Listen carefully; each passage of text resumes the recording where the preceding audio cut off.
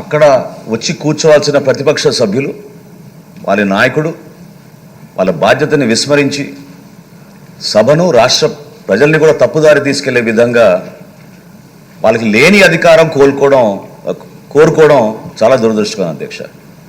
ప్రజలే మిమ్మల్ని చీకొట్టినప్పుడు, ప్రజలే మీకు ఆ గౌరవం ఇవ్వనప్పుడు సభాపతిగా మీరేం చేయగలుగుతారు అధ్యక్ష?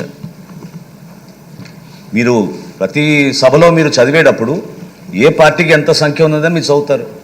అందుకని మేము ప్రభుత్వంలో ఉన్నా ప్రతిపక్షంలో ఉన్నది మీరు కాదు కదా అధ్యక్ష డిసైడ్ చేసేది. ప్రతిపక్షంగా వాళ్ళకి రావాల్సిన మినిమం నంబర్ రాలేదు కాబట్టి ఆ మాత్రం విజ్ఞత లేకుండా కేవలం ఇది ఒక దుష్ప్రచారం తీసుకెళ్ళడానికి వాళ్ళు చేస్తున్న ప్రయత్నాన్ని మీరు చాలా అద్భుతంగా మీరు ఒక చక్కటి రూలింగ్ ఇచ్చారు అధ్యక్ష. అయితే నా చిన్న రిక్వెస్ట్, నా మనవి జనసేన పార్టీ నుంచి మేము కోరేది ఏంటంటే అధ్యక్ష, మీరు ఆ రూలింగ్తో పాటు ఖచ్చితంగా ఈ మ్యాటర్ని మీరు సభా హక్కుల సంఘానికి మీరు రెఫర్ చేయాలి అధ్యక్ష.